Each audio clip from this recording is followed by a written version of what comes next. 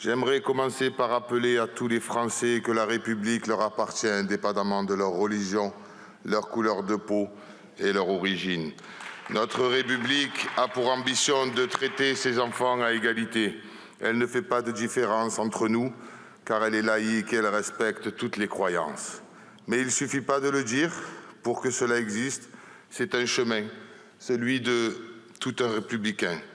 Aujourd'hui, l'égalité républicaine n'est plus garantie pour les Français musulmans. Chaque jour, une nouvelle polémique vient un peu plus les humilier jusqu'au plus haut sommet de l'État. Lundi, les musulmans sont responsables d'une pénurie d'œufs. Mardi, ils propagent des punaises de lit dans les transports en commun. Mercredi, les femmes portent le voile, menacent la République. Jeudi, les cours d'arabe servent à former des générations d'islamistes. Vendredi, Manuel Valls, ministre de la République, prétend que l'antisémitisme vient essentiellement et historiquement du monde musulman. Ce n'est pourtant pas le cas de mon grand-père né à Oran. Il était trop occupé à libérer la France à Monte Cassino pendant qu'une partie de la classe politique qui ressemble étrangement à celle qui est sur ces bancs sombrait dans la collaboration. Ce sont les mêmes mots, les mêmes amalgames que l'on trouve dans la bouche des ministres français bollorisés et les chiens de garde médiatiques, les Pascal Praud, Hanouna, Geoffroy Lejeune ou ce cher Jean-Jacques Bourdin. Et oui, je vous demande, quelle est la différence aujourd'hui entre le Conseil des ministres et le plateau de BFM TV ou de CNews? Les Français ne se sentent pas en sécurité?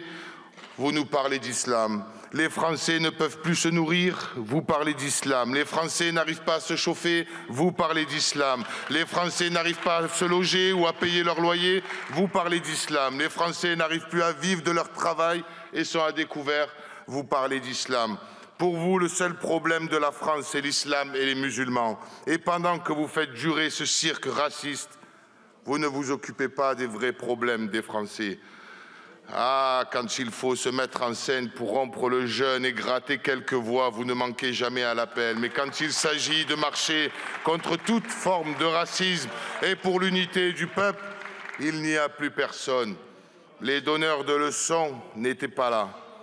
Ils étaient sur les plateaux télé en train d'attiser la haine entre les Français juifs et les Français musulmans et de propager des fake news monumentales.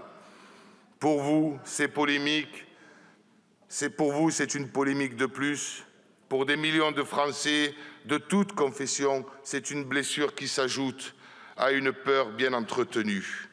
Je pense aux mamans de mes quartiers blessées dans leur chair car elles portent un voile, à leurs enfants humiliés tous les jours, aux Juifs de ce pays qui vivent dans la peur. Et je veux leur dire, tenez bon, ne cédez pas et ne baissez pas les yeux. Car la France, sans vous, ne peut pas être la France. Je vous en fais le serment, notre force politique, c'est la vôtre, et nous vous abandonnerons jamais face au racisme et à la haine. Oui, nous combattrons toujours le poison de la division. Nous tiendrons toujours à vos côtés. Nous défendrons toujours tous les enfants de la République, car c'est l'honneur, c'est cela, l'honneur de la France. Merci beaucoup.